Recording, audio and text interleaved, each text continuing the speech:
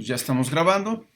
Eh, bueno, antes de continuar, no sé si hay alguna duda, alguna pregunta con la segunda práctica.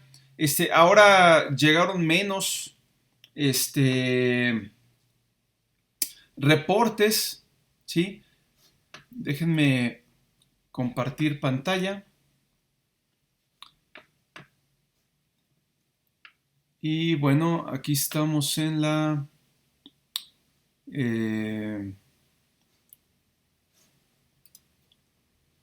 en la clase, tareas.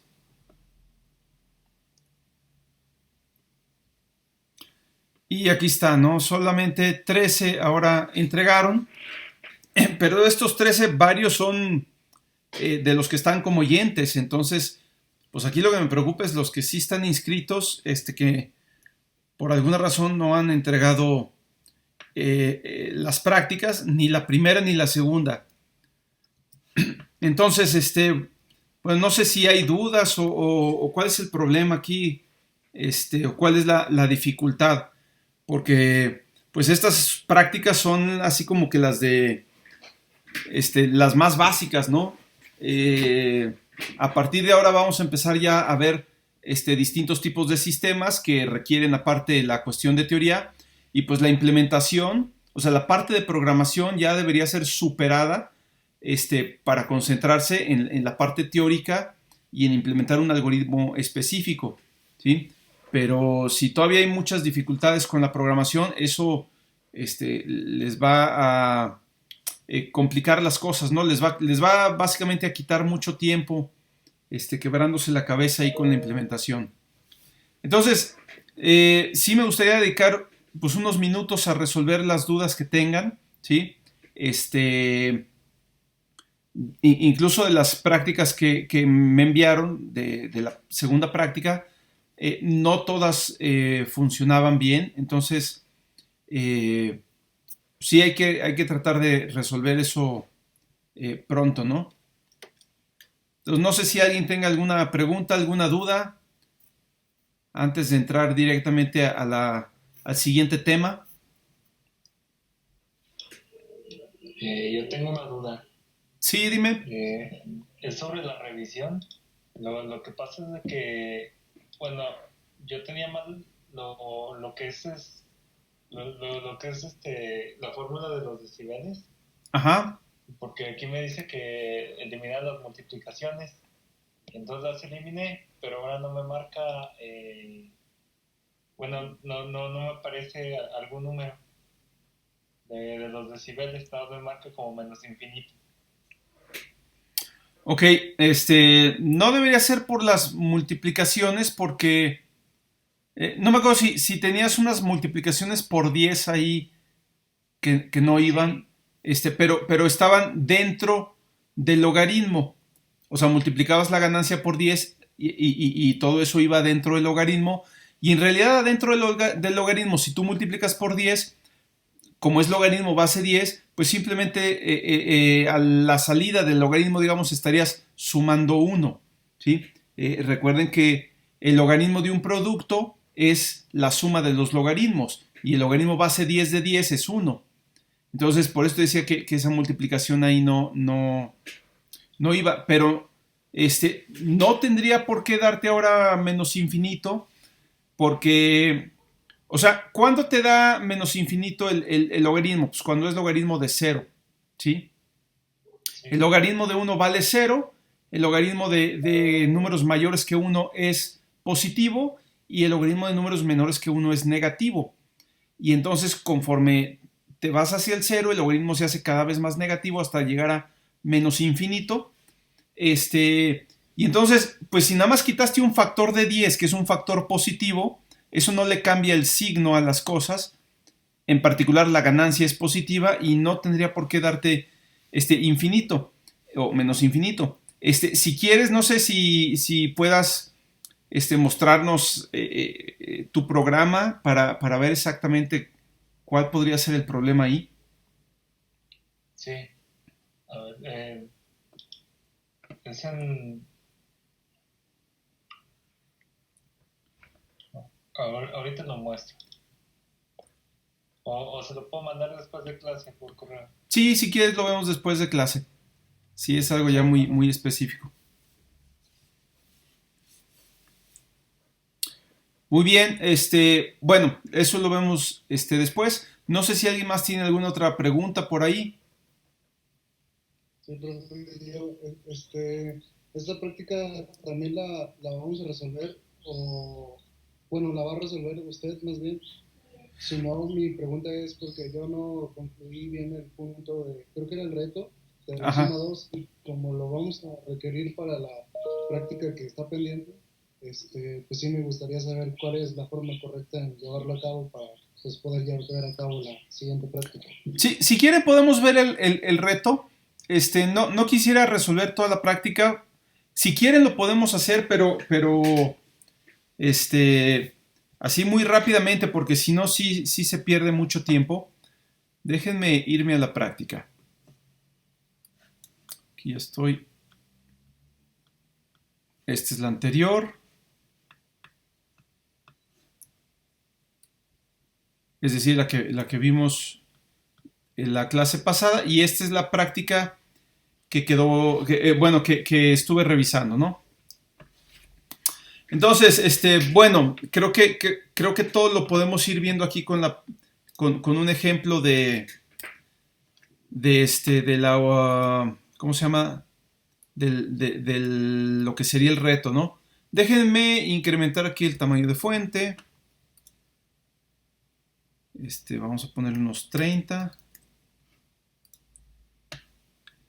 Y entonces, mientras vamos implementando, vamos resolviendo aquí las preguntas, ¿no?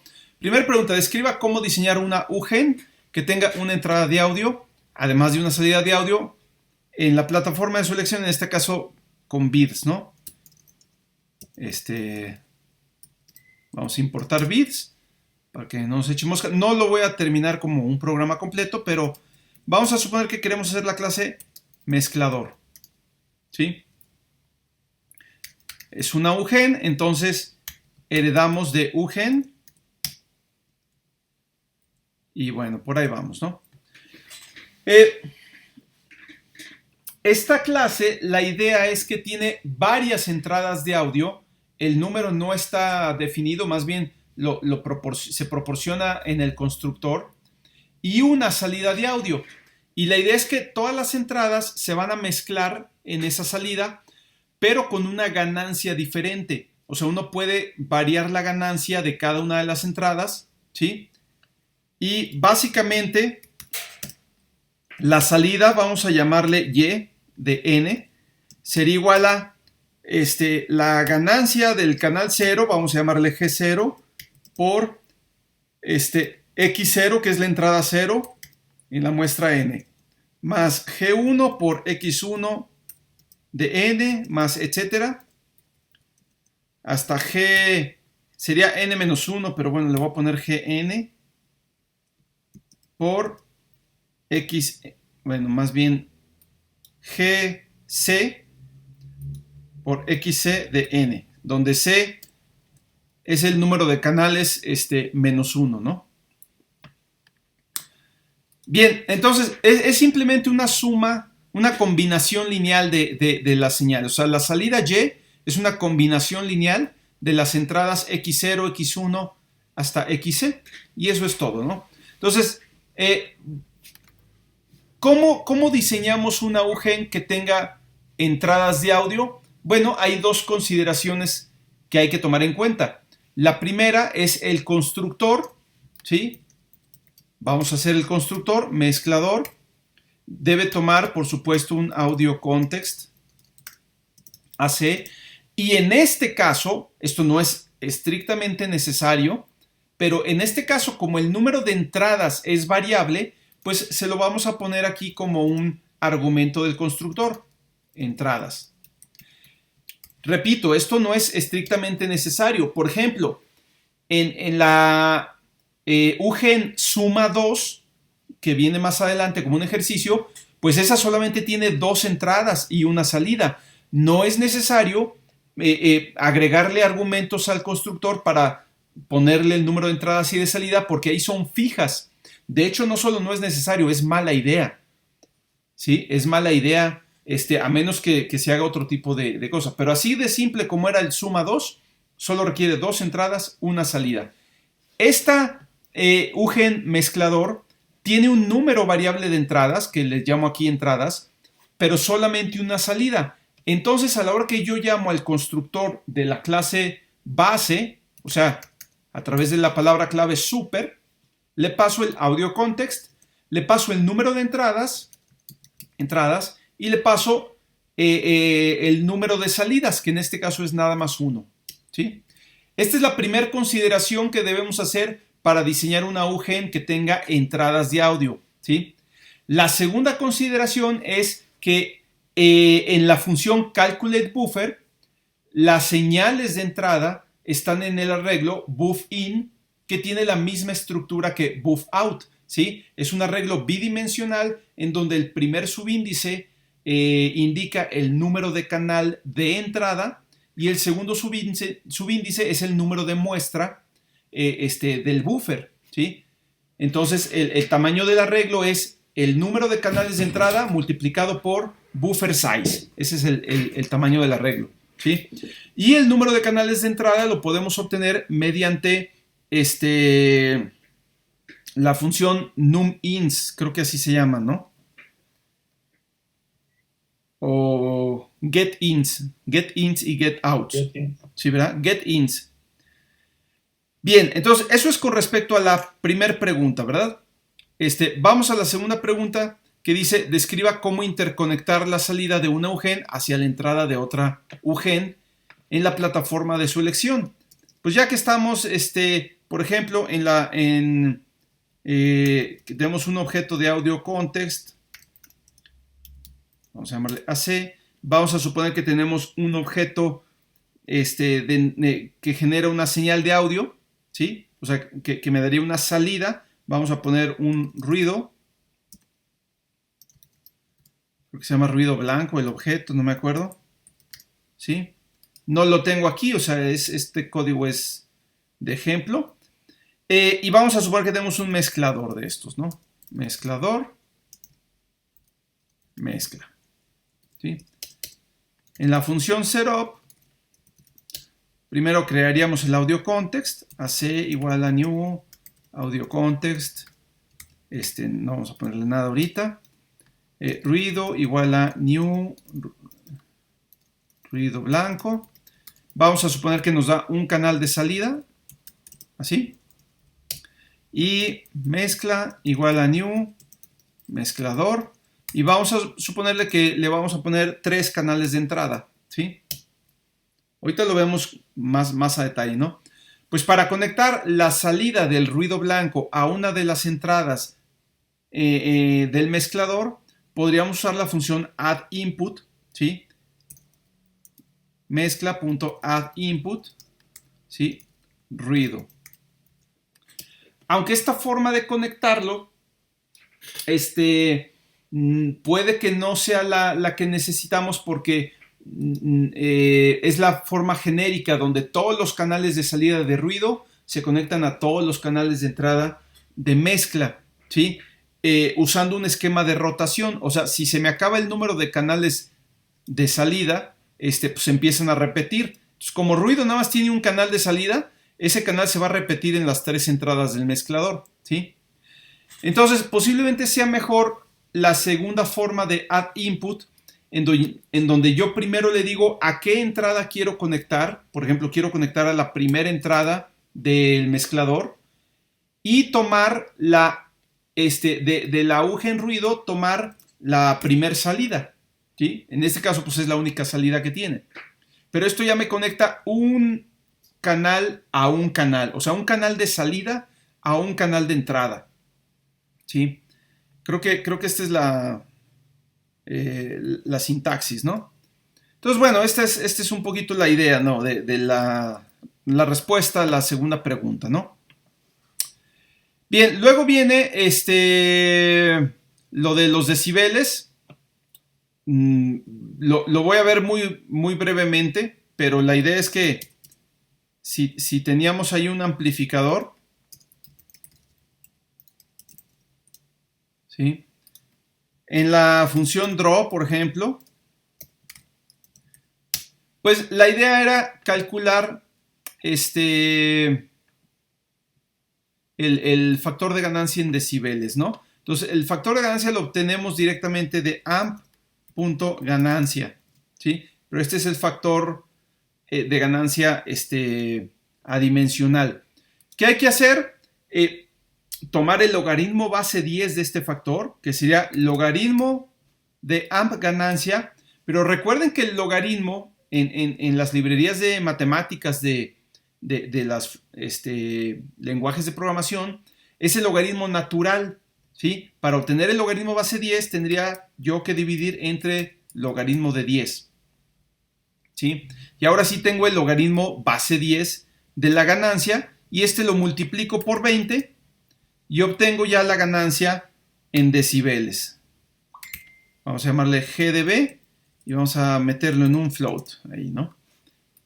Y ya, simplemente lo imprimo, ¿no? O sea, o dibujo el texto, lo que sea, ¿no? Ganancia en decibeles igual a GdB. Y ya en cualquier posición, ¿no?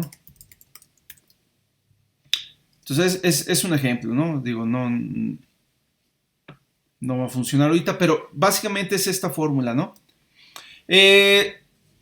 Si queremos agregar la consideración adicional de que imprima menos infinito decibeles en caso de que la ganancia sea 0, pues bueno, ya podemos agregar ahí una condición, ¿no? No sé, if amp.ganancia mayor que 0, entonces hace esto que hicimos. Y si no,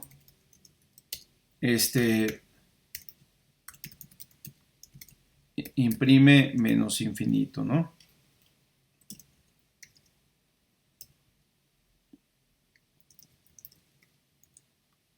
Algo así, ¿no? Digo, muchas formas de hacerlo. Pero la clave está calcular correctamente aquí la ganancia, ¿no? Bien, el ejercicio 4 es el suma 2, que de hecho el reto es una generalización de suma 2, porque ellas son suma n, suma varios, y además cada uno de los canales de entrada se multiplica por un factor de ganancia. Entonces realmente este objeto mezclador es una versión más general, mucho más general de suma 2, ¿sí? Bien, entonces aquí vamos a poner el reto, ¿sí? Sí. Bueno, yo en lo que me di cuenta es que el menos infinito lo imprimía en automático sin poner la condición. Como que al detectar que era el logaritmo de 0, la librería misma manda el menos infinito. Ah, excelente. Mi programa yo nunca le puse que si era 0 pusiera menos infinito y me aparecía cuando era 0 menos infinito en el texto. Sí, de hecho te da, no sé si te aparece como menos inf o con algún símbolo. Menos inf, ¿verdad? No, ok. Sí, digo, la cuestión es que en algunos lenguajes de programación, es posible que tratar de calcular el logaritmo de 0, o peor aún, el logaritmo de un número negativo, te resulte en una excepción, ¿sí?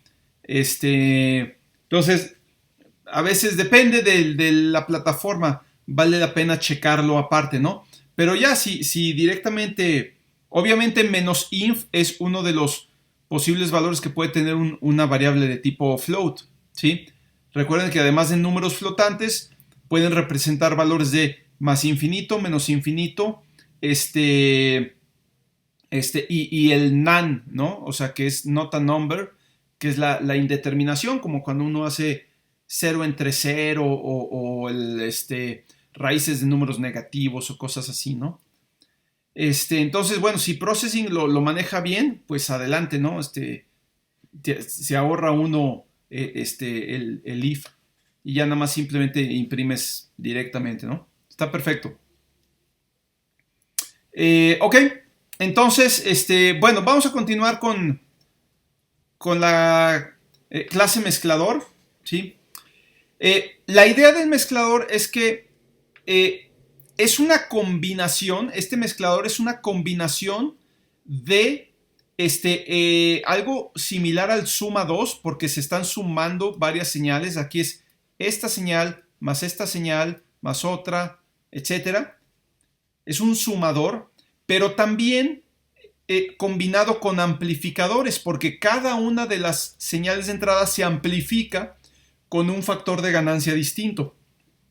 Entonces, primero que nada necesitamos agregarle parámetros a este mezclador. ¿Cuáles son los parámetros? Pues los factores de ganancia, G0, G1, etcétera, ¿sí? Entonces, primero que nada vamos a agregar aquí un arreglo con las ganancias. Tiene que ser un arreglo porque pues yo de antemano no sé cuántas señales se van a mezclar. Eso lo voy a saber en el constructor y es variable. Entonces no puedo declarar 3 variables, ganancia 0, ganancia 1 y ganancia 2. O sea, podrían requerirse más, ¿no? Entonces lo mejor es usar un arreglo de ganancias. Float, arreglo, ganancia. Recuerden que en Processing y en Java en general, los arreglos se declaran así. O sea, el tipo de dato arreglo se le agregan los corchetes, ¿sí?, al tipo de dato de los elementos, y eso es el tipo de dato del arreglo, y pues ya nada más declaro una variable de ese tipo de dato, ¿sí? Pero como los arreglos son objetos, todos los objetos en Processing hay que crearlos usando new, ¿sí? Como si usáramos en C++ apuntadores, ¿no? Entonces, una vez que yo ya conozco el número de entradas en el constructor, otra cosa que debo hacer en el constructor es crear este arreglo. Ganancia igual a new, float, y el tamaño del arreglo es número de entradas, ¿sí? Fíjense que en este caso yo podría guardar el número de entradas en otro parámetro. O sea, podría poner aquí, por ejemplo, num ins o num entradas o lo que sea, pero no lo necesito. ¿Por qué? Por dos razones. Primero, el número de entradas lo puedo conocer usando la función getIns de la misma clase. Como el número de entradas se lo voy a pasar como número de canales de entrada, pues lo obtengo o lo recupero a través de la función getIns. Y por otra parte, como el número de entradas va a ser el tamaño de este arreglo, lo puedo obtener también como ganancia.length. Entonces ya lo tengo de dos formas. No necesito una tercera forma para conocer el número de entradas, ¿no?, o recordar cuántas entradas son. Simplemente lo voy a dejar así. A la hora de hacer esto, todos los números, o sea, todas las variables enteras y de punto flotante en Processing se inicializan a 0. Quiere decir que aquí todos los valores de ganancia se inicializan automáticamente a 0. Si yo estoy conforme con eso, así lo puedo dejar. Si quiero inicializarlos de otra manera, por ejemplo, inicializarlos con el valor de 1, pues ahí sí tendría que hacer un ciclo que recorra todo el arreglo y asignarle 1 a cada elemento. Pero ahorita lo voy a dejar en ceros, es lo más fácil. Voy a hacer ahora la función calculate buffer, que es la parte posiblemente más complicada. Pero en realidad no es complicada porque pues no es más que una serie de sumas, ¿no? O sea, cada muestra de salida es igual a la suma pesada de las muestras de entrada de todos los canales, ¿sí? Entonces puedo recorrer todas las muestras de salida. Hay dos formas de hacerlo, obviamente. Recorrer primero los canales y luego las muestras de salida del buffer. O al revés, recorrer las muestras del buffer y luego recorrer los canales. Creo que los ejemplos que vi de los que mandaron ustedes recorren primero las muestras. Entonces ahora yo lo voy a hacer al revés. Voy a recorrer los canales primero, ¿sí? Entonces vamos a hacer un ciclo para recorrer los canales. Int c igual a 0. C menor que ¿qué? Pues el número de entradas, ¿no? Puedo obtenerla a través de getIns o a través de entradas.length, ¿sí? Vamos a usar getIns C++, ¿sí? Y luego vamos a recorrer las muestras del buffer, ¿no? Int i igual a 0 y menor que buffer size y más. Ahorita lo dejo así, ahorita vemos qué va adentro, ¿sí? Entonces, ¿qué es lo que tengo que hacer aquí por la forma en que lo hice? Bueno, lo que tengo que hacer es que a la muestra subíndice i de la salida le tengo que sumar la muestra subíndice i de la entrada número c, ¿sí? Entonces, básicamente es buff out subíndice 0, porque solo hay una salida, buff out subíndice 0, subíndice i. A esta señal le voy a sumar, o sea, básicamente voy a usar esta señal buff out como si fuera el acumulador de una sumatoria, pero en realidad son muchas sumatorias, son buffer size sumatorias, ¿sí? Estoy sumando en paralelo todas las muestras de los C canales. Buff in, subíndice C, subíndice I, ¿sí? Entonces, aquí estoy acumulando todas las señales, ¿sí? En una sola. Entonces, déjenme ver si puedo ilustrar esto. Tengo las señales de entrada, ¿no? ¿Sí? Vamos a suponer que este es el primer canal, o sea, buff in, subíndice 0. El primer canal de entrada. Y luego tengo otro canal de entrada.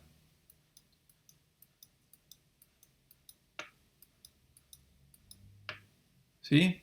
Que es buff in, subíndice 1. ¿Sí? Y así tengo varios.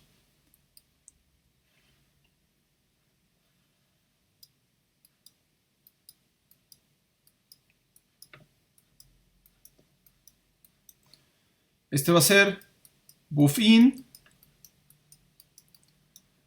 subíndice, le voy a llamar C, bueno, le voy a llamar ¿cómo le llamamos? C mayúscula menos 1. O sea, C mayúscula es el número de canales de entrada aquí, ¿no? Y tengo un solo buffer de salida, buff out, subíndice 0. Con el mismo número de elementos.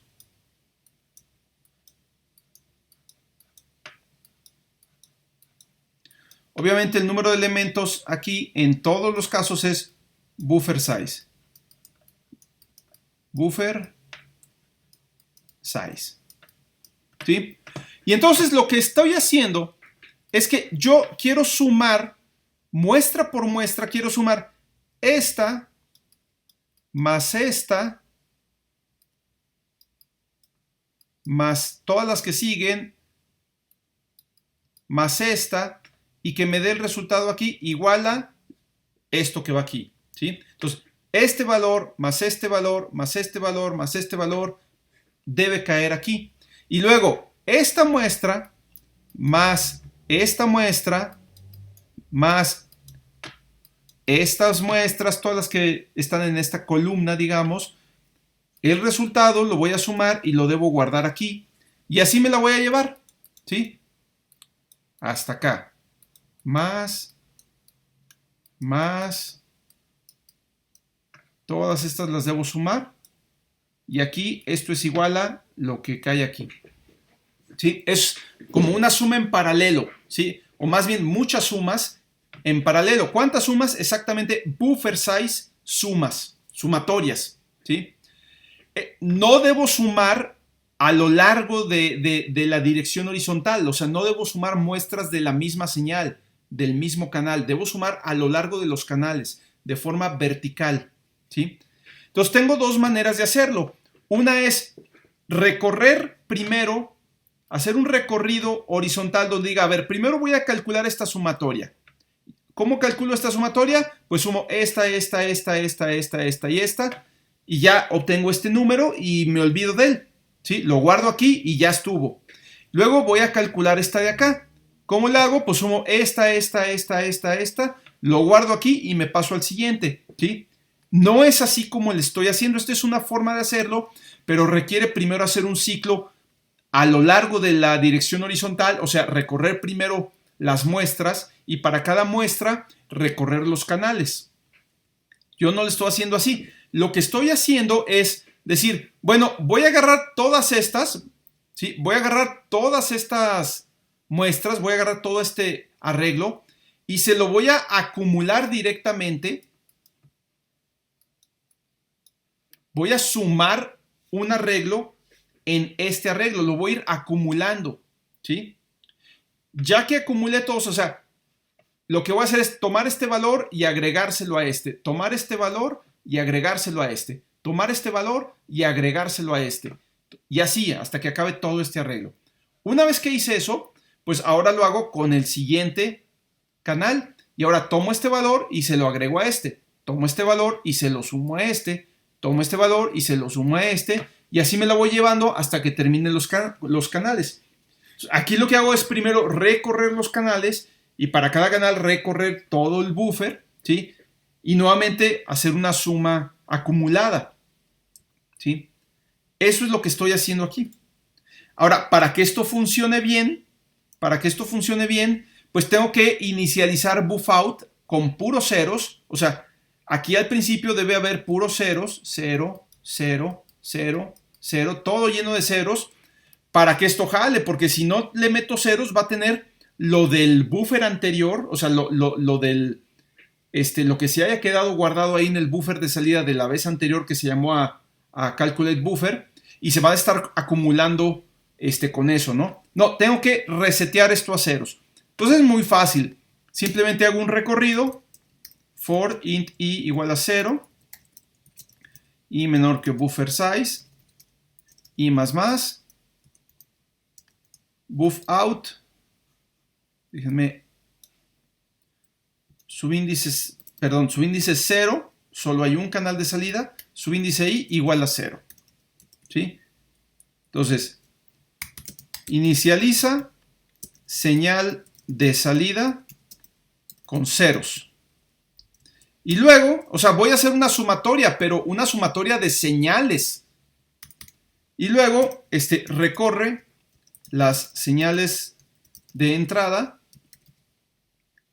para acumularlas en la salida, ¿sí? Y esencialmente esto es un mezclador donde todas las señales de entrada se están mezclando, se están sumando con la misma ganancia. Falta tomar en cuenta que cada una de las entradas tiene su propia ganancia. Pero esto es muy fácil.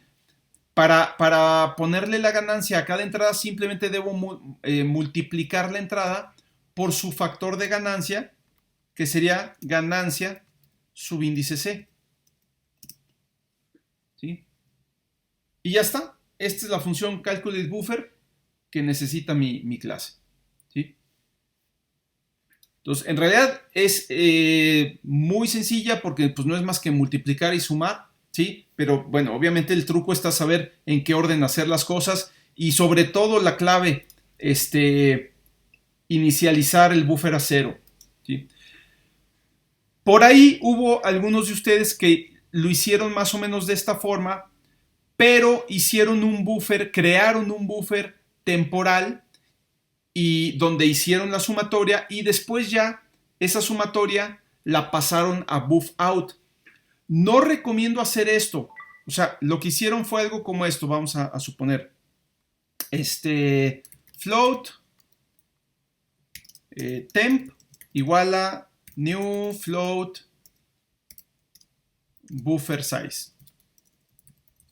Y entonces toda la acumulación la hacían en esta variable temp. Temp aquí. Temp acá. Perdón. Y al final copiaban temp en buffer size, bueno, aquí sería así. Copiaban temp en el primer canal de buffer size, ¿sí? Pero esto no se los recomiendo. ¿Por qué? Porque recuerden que en processing ustedes solo pueden crear objetos, pero no pueden destruirlos, ¿sí? No hay una llamada a un destructor. No hay un delete como lo hay en C++, que tienes new, pero también tienes delete. Cuando ya no requieres la memoria reservada por new, la liberas con delete. Eso no existe en processing. En processing se hace a través de un mecanismo automático que es el recolector de basura, del cual nosotros no tenemos control. El problema aquí es que a la hora de estar creando estos arreglos, no se liberan inmediatamente, pero sí se crean otros nuevos arreglos muchas veces por segundo. Recuerden que esta función calculate buffer se llama varias veces por segundo. Entonces se van a estar creando un montón de arreglos de manera innecesaria que van a estar consumiendo memoria, ¿sí? Y no sabemos en qué momento se va a liberar esa memoria o si se va a liberar, ¿sí? Entonces esto puede dar lugar a una fuga de memoria y además es ineficiente porque el simple hecho de reservar memoria requiere procesos adicionales que posiblemente tenga que solicitarse la memoria al sistema operativo, el cual posiblemente tarde en responder y, bueno, no es lo que uno quisiera hacer dentro de una función donde el tiempo es crítico, ¿no? Entonces, eviten en funciones como calculate buffer, que son de tiempo crítico, eviten reservar memoria o crear nuevos objetos ahí. Traten de que todo lo que se use ya haya sido creado anteriormente. Podrían crear este arreglo temp, como un miembro más de la clase, si fuera necesario. En este caso no lo es, pero si fuera necesario, podrían definirlo como un miembro de la clase, crearlo en el constructor y simplemente reutilizarlo cuando lo necesiten, ¿sí? Pero en realidad no es necesario. O sea, lo pueden hacer directamente en buff out, ¿sí? Ahora, lo que sí pueden hacer es que se pueden ahorrar algunas operaciones de indexación porque siempre estamos usando buffout subíndice 0, porque buffout nada más va a tener un canal en este caso. Entonces, sí podemos hacer un arreglo, no vamos a crear un nuevo arreglo, simplemente vamos a hacer una referencia al arreglo ya existente. Vamos a hacer una referencia a buffout subíndice 0 para ahorrarnos esta indexación y nos ahorramos ahí un poquito de trabajo, ¿no? ¿Sí? Igual, por ejemplo, esta ganancia, subíndice C, C no cambia dentro del ciclo de I. Entonces, ganancia subíndice C es constante dentro de este ciclo interno de la variable I. Podríamos hacerlo un poco más eficiente si lo hacemos de esta forma. Guardamos la ganancia del canal C en una variable y luego ya metemos esa variable en el ciclo interno, ¿sí? Igual podemos crear un arreglo float in igual a buff-in, igual a buff-in subíndice C, y aquí nos quitamos esta indexación y ya queda súper optimizado porque en el ciclo interno le acabamos de quitar 3 operaciones de indexación, ¿sí? Entonces realmente esto ya es más eficiente, ¿sí? Pero bueno, ya son detallitos ahí para optimizar, ¿no? Bien, hasta aquí alguna pregunta. Hay un detallito más sobre esta clase mezclador que vale la pena considerar, ¿sí? Pero hasta aquí, ¿alguna pregunta? No, doctor, está claro. Ok, muy bien.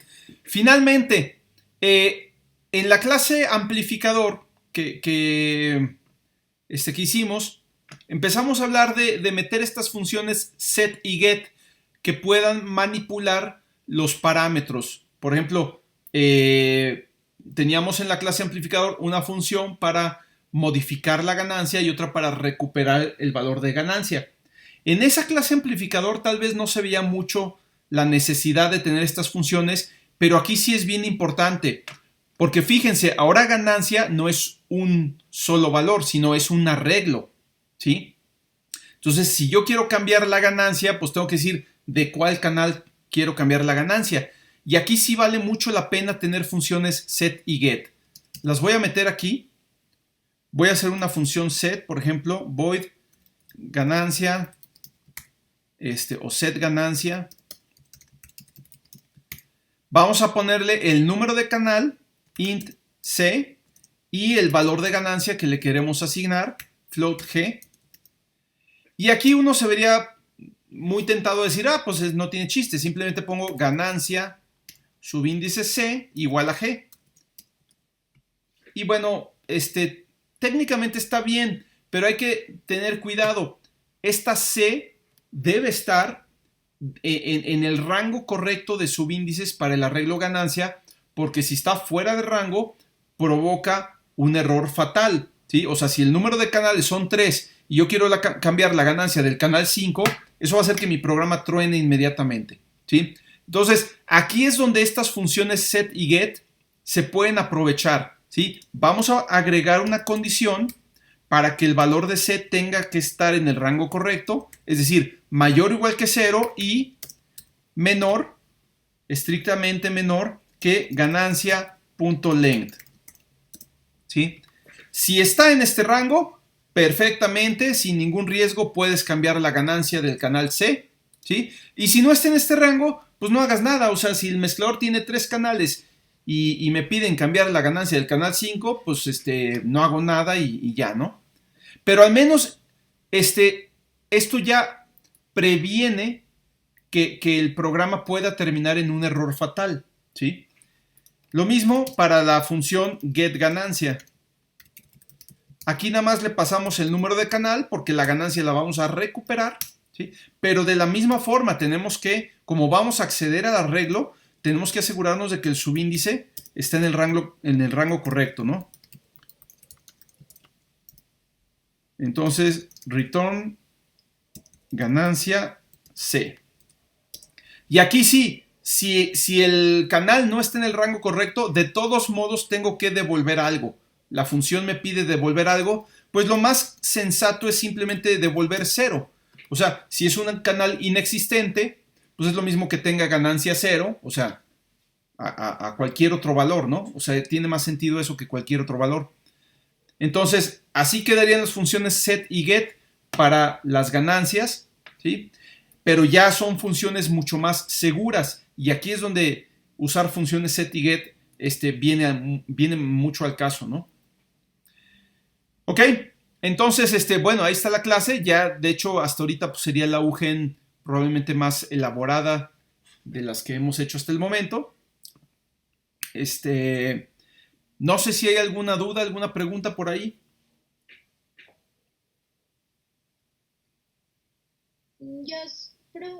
Solo para corroborar, dijo que era lo mismo usar ganancia length que getIns, ¿verdad?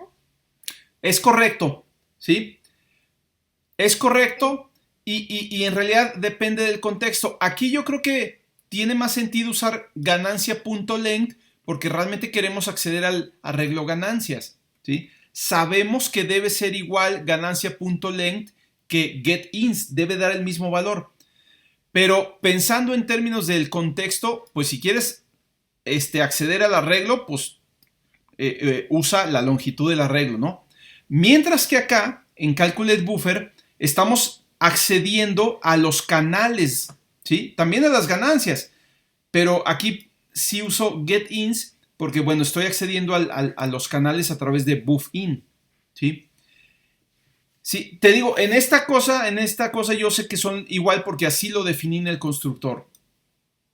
Aquí el número de canales, o sea, lo que va a ser getIns se lo pongo aquí y lo que va a ser ganancia.length se lo pongo acá y pues es el mismo valor, ¿sí? Pero más bien, en general, tú siempre trata de usar el valor que tenga más sentido, aunque sepas que son iguales, ¿no? Dice, aquí lo que tiene sentido es usar la longitud de ganancia, ¿no? ¿Ok? Gracias, doctor. Sí. Bien, ¿más preguntas por ahí? ¿Sí queda más o menos claro?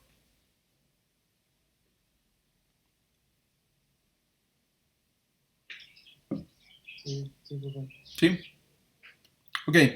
Bueno, pues esa es la práctica, ¿no? Obviamente ya con su rollo y etcétera.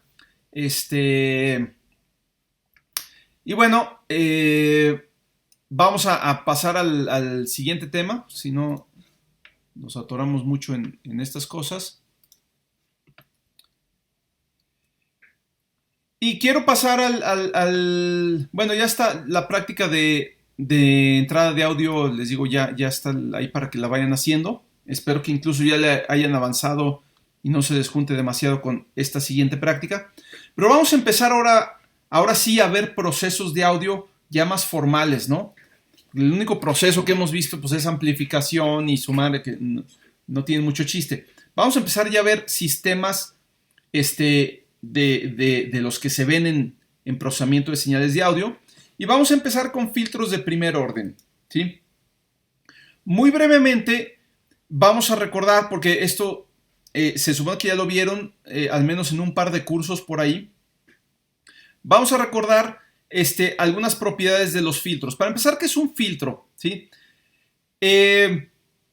Nosotros vamos a llamarle filtro a cualquier proceso que hacemos que modifica una señal. O sea, toma una señal de entrada, ¿sí? Y genera una señal a la salida, ¿sí? De manera mucho más general, pues un filtro es cualquier medio o cualquier dispositivo, ¿sí? Que modifica o altera una señal de audio o de cualquier otro tipo. Por ejemplo, yo ahorita estoy hablando, ¿sí? Pero estoy hablando dentro de una habitación, ¿sí?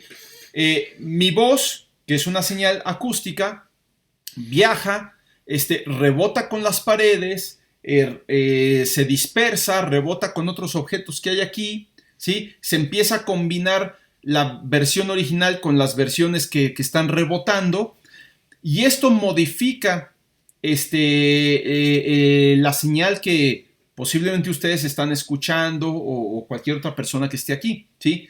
Y esto puede cambiar. Si yo me voy a otro cuarto, o sea, por ejemplo, no sé si les ha pasado, ¿no? Que de repente están hablando por teléfono o alguien les llama por teléfono y les preguntan, ¿qué onda? ¿A poco estás en el baño?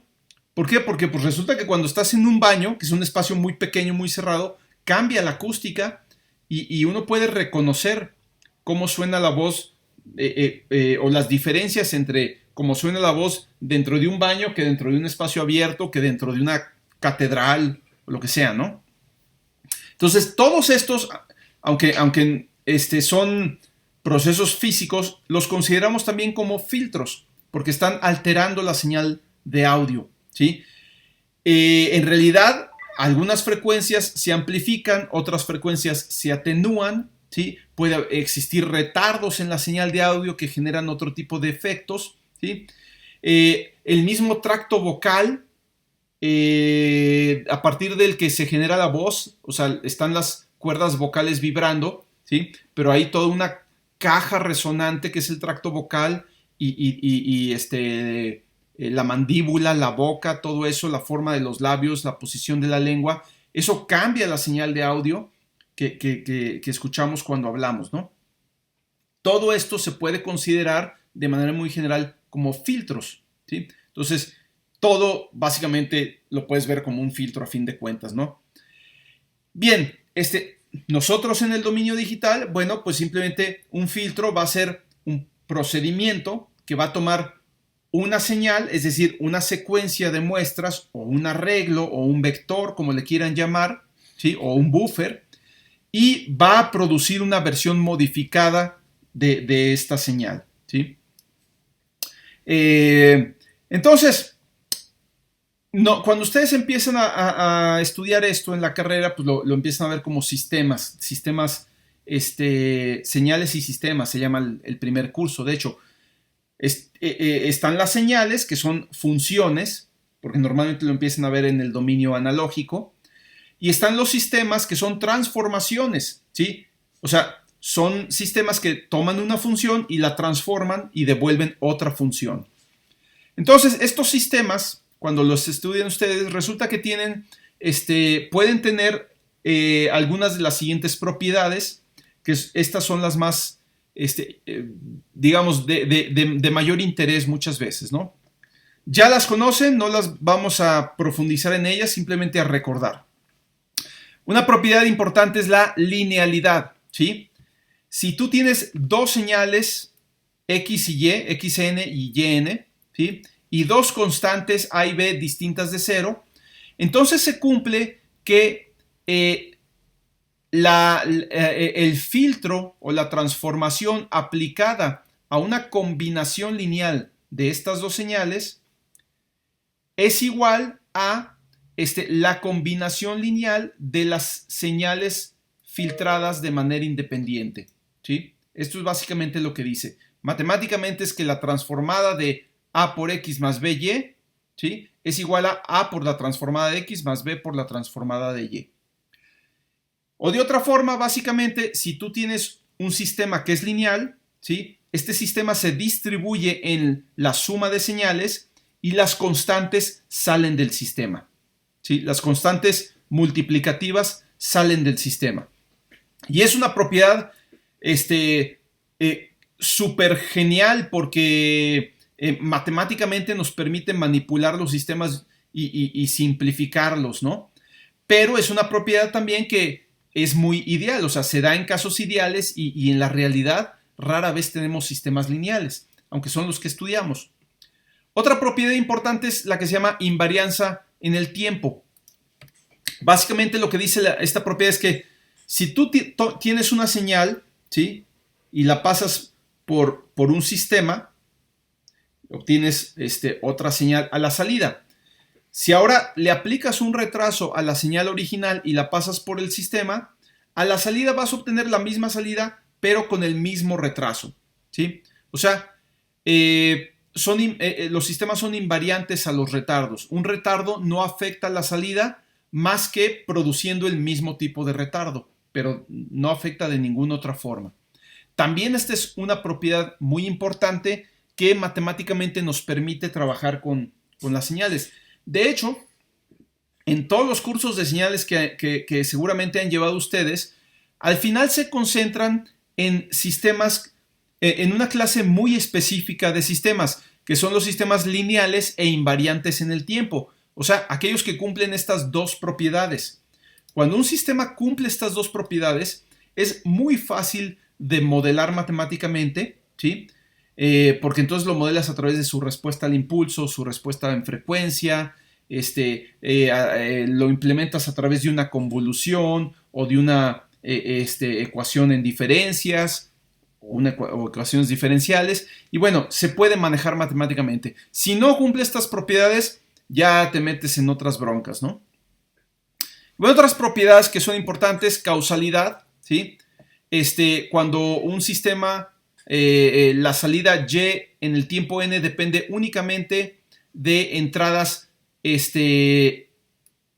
digamos, con m menor o igual que n, es decir, actuales o previas al tiempo actual, ¿sí? Pero no depende de valores futuros, ¿sí?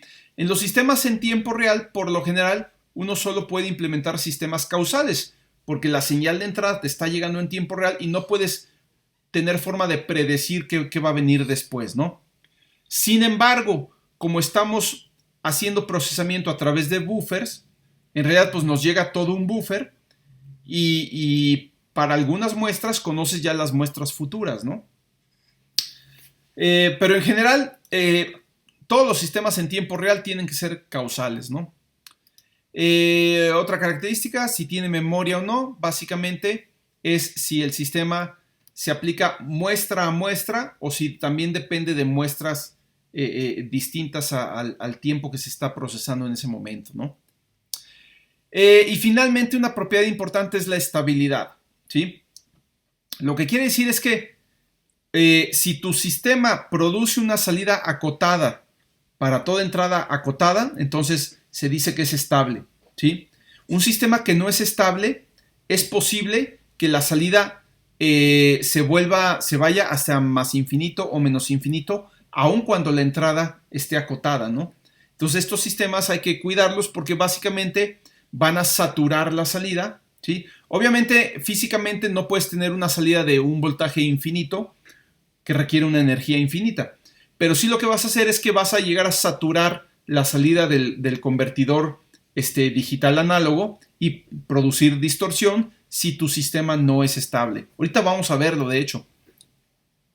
Entonces, bueno, todo esto ya más o menos lo deben conocer. Ya saben que han estado normalmente estudiando sistemas que son lineales e invariantes en el tiempo o sistemas LIT, ¿sí? Y estos sistemas se pueden caracterizar de dos maneras. Una es a través de la respuesta al impulso, ¿sí? No lo vamos a usar ahorita. Y otra es a través de la respuesta en frecuencia, ¿sí? Y también se pueden caracterizar mediante la función de transferencia, sobre todo cuando hablamos de sistemas de respuesta infinita al impulso. Recuerden que también los sistemas se pueden clasificar de dos formas. Los sistemas lineales invariantes en el tiempo pueden ser de respuesta finita al impulso o de respuesta infinita al impulso. En este caso, los sistemas de respuesta infinita son más eficientes en términos de la forma de implementarlos. Son fáciles de implementar, ¿sí? Y eficientes. Entonces, es el tipo de sistemas que se suelen utilizar para implementaciones en tiempo real. Además de que suelen ser también causales. Entonces, digamos que quedan como anillo al dedo para sistemas en tiempo real. Perdón. Entonces, muy rápidamente, es lo que se menciona aquí, ¿no? Estos sistemas se pueden caracterizar a través de su respuesta al impulso como respuesta finita o respuesta infinita. Y también se pueden caracterizar a través de su respuesta en frecuencia, ¿sí? En general, recuerden que todos los sistemas lineales invariantes en el tiempo, lo único que hacen realmente es acentuar ciertas frecuencias, o sea, amplificarlas o atenuarlas, ¿sí? O cambiarles de fase, ¿sí? Pero básicamente es lo único que hacen. No pueden crear frecuencias que no existían antes, ¿sí? No pueden crear frecuencias que no existían antes. Solamente pueden amplificar las que ya existen, ¿sí? O atenuarlas o cambiarles la fase. Entonces, como es todo lo que pueden hacer, básicamente, normalmente se clasifican de la siguiente manera. Pueden ser pasabajas, aquellos que dejan pasar las frecuencias menores a una cierta frecuencia de corte y atenúan las frecuencias altas, ¿sí? Pueden ser pasaltas, ¿sí? Vamos a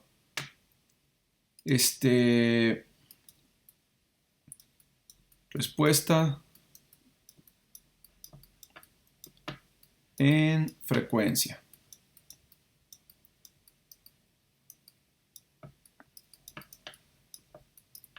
Entonces, la respuesta en frecuencia básicamente es una función donde en un eje tú tienes la frecuencia.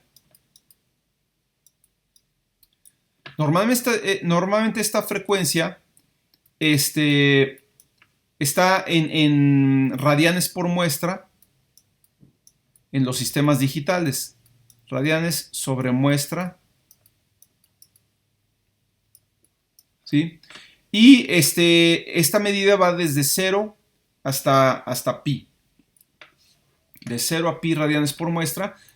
Y en el eje vertical se suele mostrar al menos la magnitud de la respuesta en frecuencia, que me dice cuál va a ser el factor de ganancia por el que se va a multiplicar cada una de las frecuencias que componen mi señal, ¿sí? Entonces, por ejemplo, un filtro que no le hace nada a la señal, pues simplemente tiene un factor de ganancia unitario en todas las frecuencias, ¿sí? Un sistema amplificador, como el que ya implementamos, tiene un factor constante en todas las frecuencias, ¿sí? La ganancia G, su respuesta en frecuencia se ve como una constante, ¿sí? Cuyo valor es la ganancia G. Todas las frecuencias son afectadas de la misma forma, con el mismo factor de ganancia en un amplificador. Es lo único que hace, ¿sí? Su respuesta en frecuencia se ve así. Pero un sistema que puede tener distintos valores de ganancia para distintas frecuencias, pues ya tiene otra forma. Por ejemplo, un sistema que tiene una respuesta así, ¿sí? Aquí tiene una ganancia, vamos a suponer que unitaria en las frecuencias bajas, y en las frecuencias altas la ganancia se hace pequeña, tiende a cero. Esto es un pasabajas, ¿sí? Pasabajas. O sea, deja pasar las bajas frecuencias, pero atenúa las altas frecuencias, ¿sí?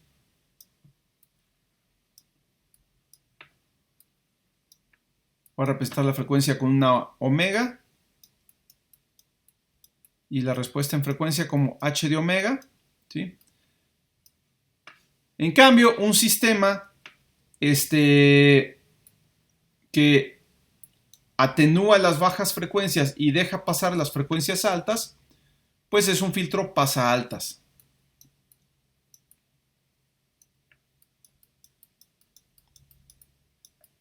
¿Sí? También podemos tener filtros que dejan pasar un cierto rango de frecuencias y atenúan las demás. ¿Sí? Esos son pasabandas. Este sería un pasabanda. ¿Sí? Y también existen filtros que atenúan una banda de frecuencias y dejan pasar las demás frecuencias, ¿sí?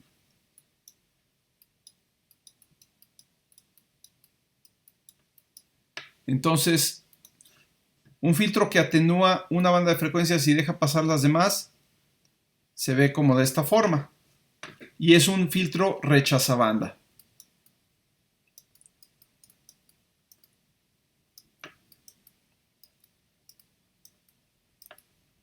¿Sí? Entonces no son los únicos tipos de respuesta en frecuencia que hay. Vamos a ver que hay otros, ¿sí? Pero son los clásicos, ¿no? Pasabajas, pasaaltas, pasabanda, rechazabanda. ¿Qué otros tipos hay que no encajan en estos? Bueno, están los filtros pasatodo, ¿sí? Que ahorita uno dice, ¿y eso para qué sirve? Son aquellos filtros cuya magnitud de la respuesta en frecuencia es unitaria para todas las frecuencias. ¿Sí? Entonces, estos se ven así. Su magnitud es unitaria, ¿sí? Por supuesto, un sistema que hace esto, pues es un sistema que toma la señal de entrada y la manda directamente a la salida sin hacerle absolutamente nada. Pero ese sistema no tiene muchas aplicaciones. Pero hay sistemas pasatodo que sí tienen aplicaciones. Y si nos da tiempo, lo vamos a ver más adelante, ¿no? Lo que hacen estos sistemas es no modifican la ganancia de las frecuencias, pero sí la fase. Y esto tiene un montón de resultados, digamos, colaterales, ¿no? Que son interesantes, ¿no? Otro tipo de filtro que se presenta muy comúnmente en lo que hacemos en audio es un filtro tipo peine. ¿Sí? Es un filtro que tiene varios picos. Normalmente son equiespaciados, ¿sí? Y acentúa ciertas frecuencias y rechaza las demás, ¿no? Entonces, todos estos filtros se presentan en algún momento en el curso, ¿no? Entonces, bueno, vamos a concentrarnos ahorita en un filtro particular que es el filtro más sencillo, el filtro pasabajas de un polo, ¿sí? No sé qué tanto se acuerden de la parte de filtros, pero básicamente ustedes lo que tienen es algo que se llama la respuesta, perdón, la función de transferencia, función de transferencia,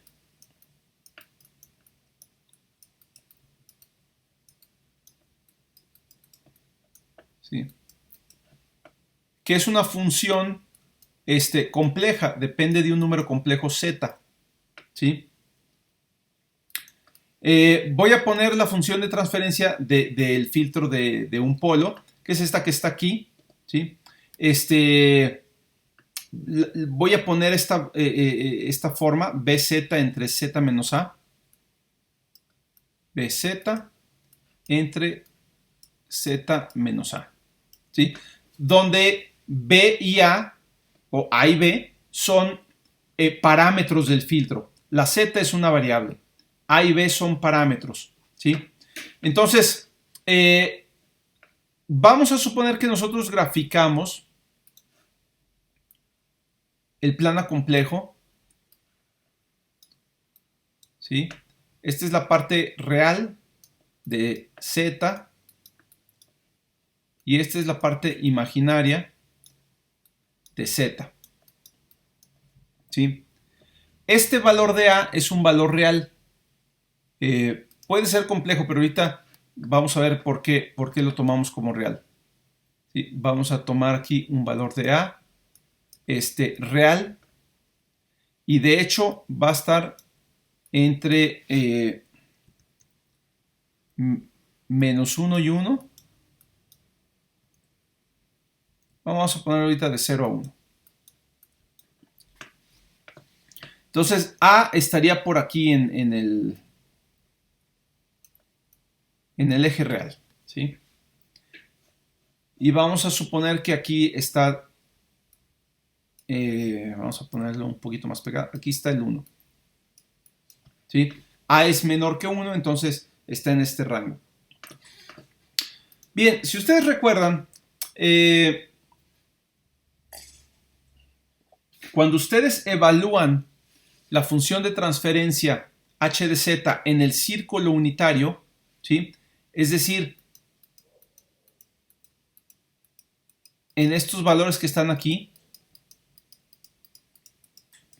obtienen la transformada de Fourier, o lo que viene a ser la respuesta en frecuencia del sistema, ¿sí? O sea, estos puntos rojos son los que tienen la forma z igual a e a la j omega, ¿sí? Y entonces el valor o los valores de la función de transferencia en este círculo rojo son precisamente la respuesta en frecuencia del sistema, ¿sí? La respuesta en frecuencia es justamente pues estas cosas que teníamos acá, ¿sí? Y fíjense, vamos a ver qué pasa, vamos a tratar de graficar la respuesta en frecuencia de este sistema. Respuesta, así de manera intuitiva, ¿no? Obviamente podemos agarrar un software de graficación y hacerlo, pero vale mucho la pena agarrarle la intuición, ¿no? Respuesta en frecuencia.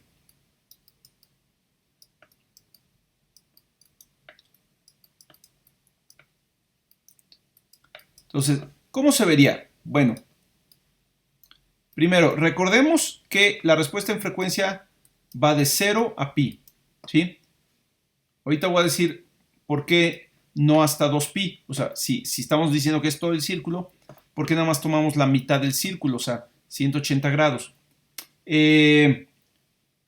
La respuesta en frecuencia vamos a ver nada más la magnitud. Y ahorita lo vamos a ver así como que de manera muy burda. Pero es para que agarren un poquito la idea, ¿no? ¿Sí? Y vamos a suponer que aquí está el 1. Entonces, fíjense, la frecuencia 0, o sea, cuando sustituimos omega por 0, la frecuencia 0 corresponde aquí al ángulo 0. ¿Sí? Aquí la frecuencia corresponde justamente al ángulo en el que estamos en este círculo. Si agarramos un punto en particular en este círculo, ¿sí? Con un ángulo de omega, pues este punto es e a la j omega, ¿sí? Entonces, cuando omega vale 0, cuando este ángulo vale 0, ¿sí? Estamos lo más cerca posible de esta A, de este punto A, ¿sí? Es lo más cerca que podemos estar de este punto A. Conforme la frecuencia va aumentando, nos vamos alejando del punto A hasta que llegamos a la mitad del círculo, porque estamos evaluando nada más hasta el ángulo pi, ¿sí? Obviamente, si pasamos de la mitad, empezamos otra vez a acercarnos al punto A. Pero pensando nada más en la primera mitad del círculo de 0 a pi, en la frecuencia 0 tenemos la distancia más cercana a pi, ¿sí? Ahora, eso quiere decir que el denominador que está aquí, z menos a, si nosotros estamos calculando la magnitud de esto, ¿sí? Vamos a tomar la magnitud de h de e j omega, ¿sí? Pues la magnitud de una fracción sería, o la magnitud de una división sería la división de las magnitudes, ¿sí? Entonces aquí sería b por ej omega entre magnitud de ej omega menos a, ¿sí? Ej omega, no se preocupen si se ve feo, simplemente piensen que es un punto que está en esta circunferencia, y entonces esta expresión que está aquí es la distancia que hay de este punto, ¿sí? al punto A, ¿sí? Entonces, esta distancia que está aquí es justamente la magnitud de ej omega menos a, ¿sí? Esta distancia es más pequeña cuando estamos en el valor 0, ¿sí? ¿Y cuánto valdría? Bueno, ej omega, cuando omega vale 0, vale 1. Entonces, en omega igual a 0, o sea, h de ej 0, ¿sí? Tendríamos exactamente el valor, bueno, en la parte del numerador tendríamos b por 1, sería simplemente b, y en el denominador tendríamos 1 menos a, ¿sí? Esta es la magnitud que tendríamos aquí, ¿sí? Entonces vamos a ponerla aquí. Vamos a suponer que está ahí. Esto es b entre 1 menos a. Ahora, conforme nosotros nos vamos alejando de aquí, fíjense que en el numerador siempre vamos a tener el mismo valor, ¿sí? Este numerador, la magnitud de un producto es el producto de las magnitudes, y entonces vamos a tener la magnitud de b por la magnitud de ej omega, pero la magnitud de ej omega es 1 porque la magnitud de cualquier punto en este círculo pues siempre vale 1, ¿sí? Entonces aquí el numerador siempre va a ser 1, ¿sí? Pero el denominador no.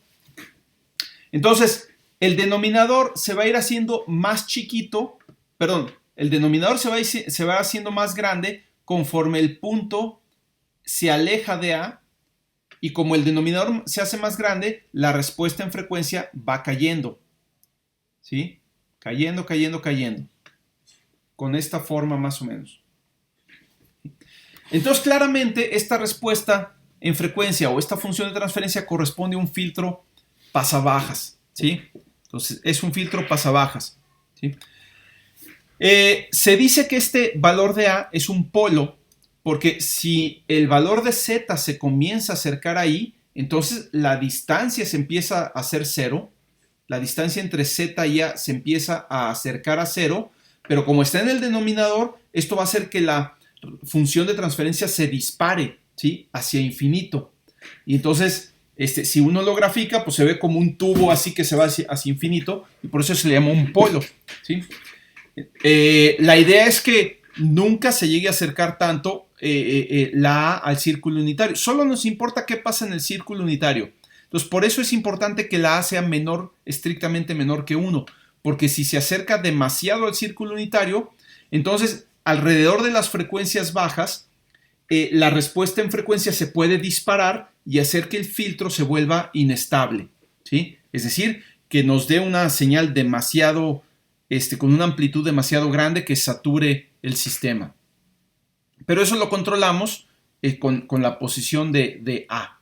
Entonces, así es como funciona a muy grandes rasgos, un filtro pasabajas de un polo. Lo único que tiene este filtro es un polo, ¿sí?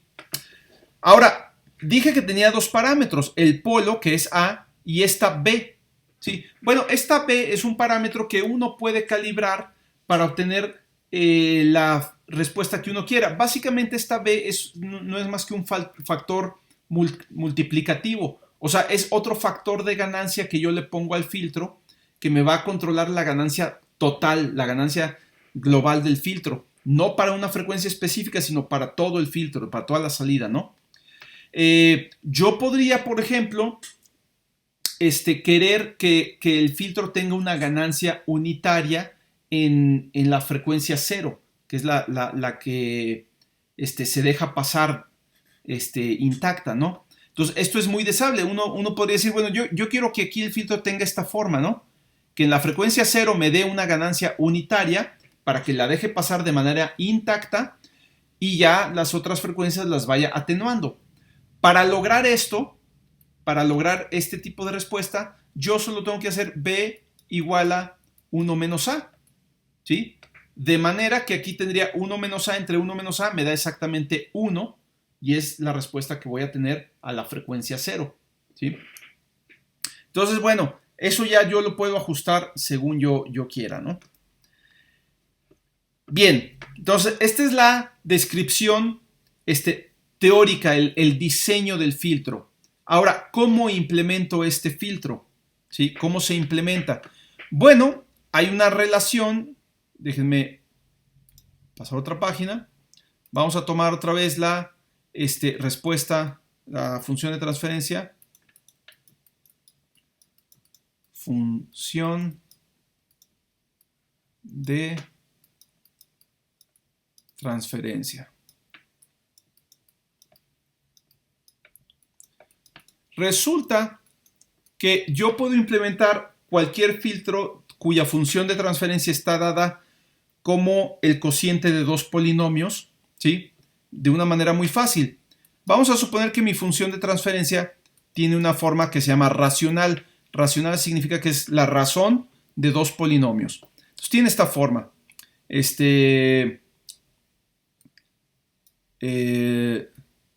B0 más B1 por Z a la menos 1 más B2 por Z a la menos 2. Voy a poner en general un polinomio así.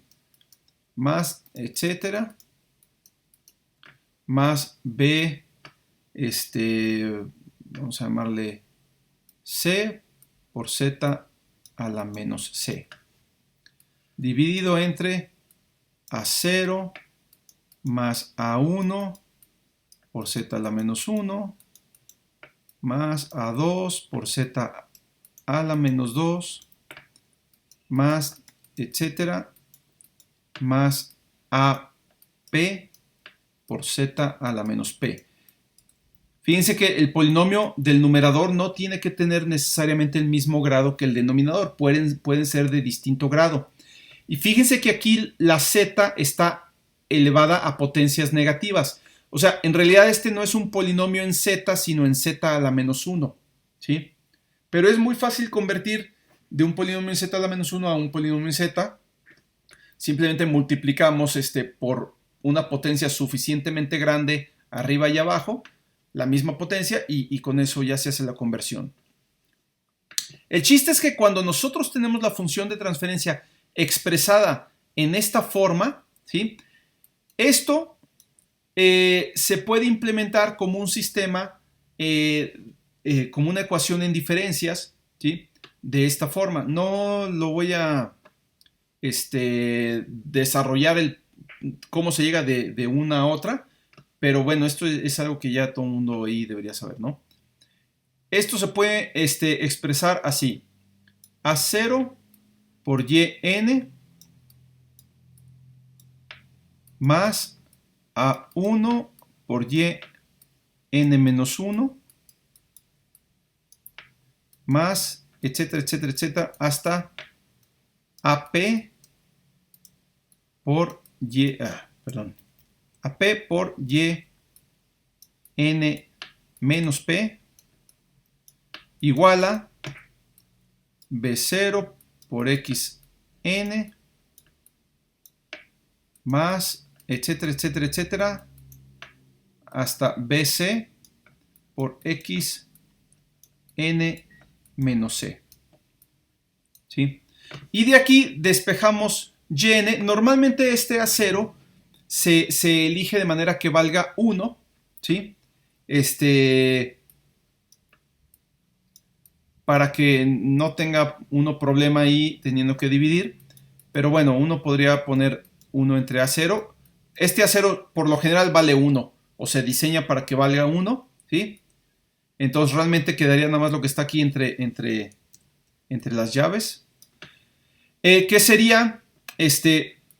B0 por x a la n más etcétera, etcétera, etcétera, hasta BC por x a la n menos c. Y luego todos los demás términos pasan restando. Todos los que tiene yn menos 1 hasta yn menos p, menos a1 por yn menos 1, menos pum, pum, pum, pum, hasta ap por yn menos p. ¿Sí? Entonces lo único que hice fue despejar yn. ¿Por qué yn? Porque en realidad yn es la salida que yo quiero calcular. ¿Sí? Es la salida al tiempo n, la nueva salida que yo quiero calcular, pero la voy a calcular a partir de muestras de la señal de entrada. Muestras de la señal de entrada, así como muestras previas de la señal de salida. ¿Sí? Salidas previas.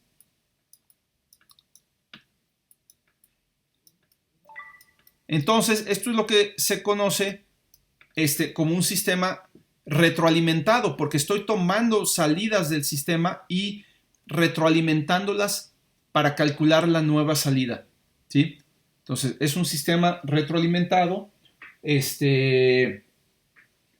Y bueno, básicamente, esta es la expresión general. Obviamente es una expresión compleja, pero ya con esta idea podemos ver cómo implementar el sistema anterior, ¿sí? Muy fácilmente, ¿sí? Vamos a regresarnos a la función de transferencia que teníamos, ¿sí? Entonces, para el filtro de un polo,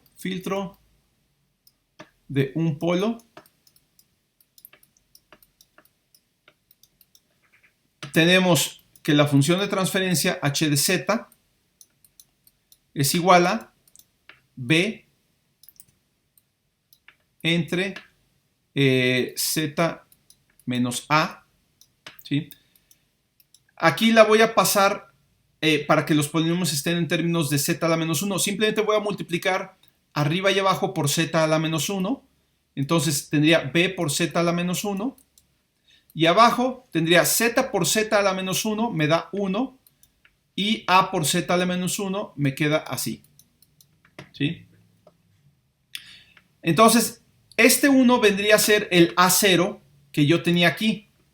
¿Sí? Este coeficiente independiente que no tiene z ahí, vale 1, que es lo que esperábamos que valiera, ¿no?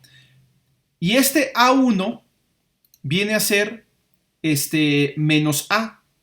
¿Sí? Entonces, si yo quiero implementar esto en un sistema, implementación, me quedaría como yn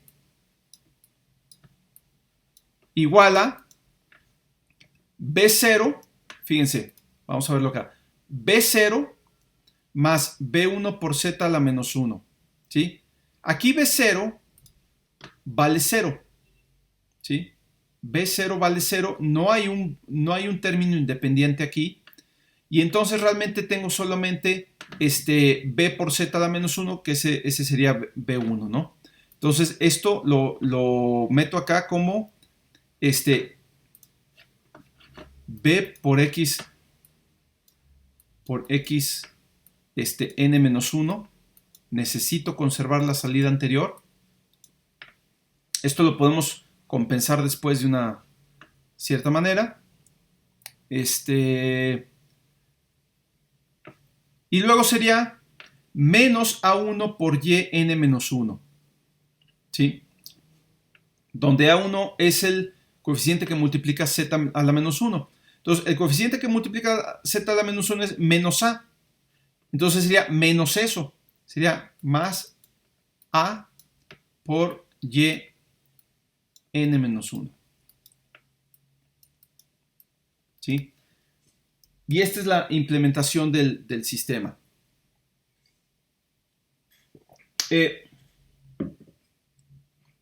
Si yo le agrego un 0 al sistema, es decir, si aquí pongo z, voy a cambiar un poquito aquí el filtro, no sé si viene aquí. No, sí, aquí es bz, con un 0.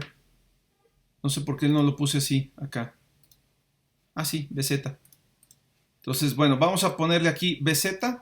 Quiere decir que entonces esta z a la menos 1 se multiplica por esta z y me queda la pura b. ¿Sí? Y al quedar la pura b, entonces esta se convierte en xn. Y se simplifica mucho, ¿no? Entonces, eso equivale a meter un 0 ahí para simplificar el sistema. Y así queda. Entonces, esta es la ecuación que yo tengo que implementar para poder hacer mi sistema, ¿sí? Pero hay que tener cuidado. Aun cuando yo tengo xn, o sea, yo tengo yn que proviene de mi buffer, o sea, este es, digamos, buff, out, subíndice 0 o subíndice C, no sé si son varios canales, subíndice n. Este es el buff in,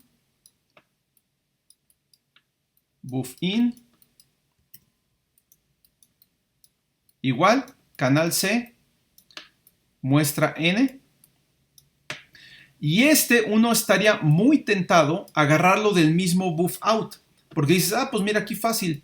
Como tengo todo el buffer, agarro buff out, subíndice C, subíndice n-1. Pero aquí hay un pequeño problema, ¿sí? Cuando estemos procesando la primera muestra del buffer, es decir, la muestra con n igual a 0, no vamos a tener la muestra n-1, ¿sí? Si lo implementamos así tal cual, incluso nos puede llevar a un error fatal en el que tratamos de acceder al elemento -1 de un arreglo. Eso no existe. Entonces, esto no hay que hacerlo, ¿sí? Esto está mal, ¿sí? Lo que hay que hacer es conservar el valor de yn-1, ¿sí? Constantemente en cada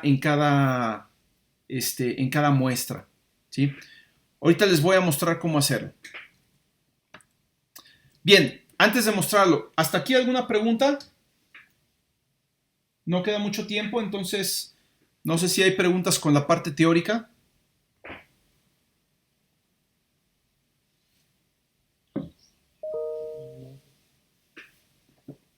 Por cierto, en el documento de las prácticas, si no recuerdan bien los conceptos de señales, necesitan recordarlos por ahí.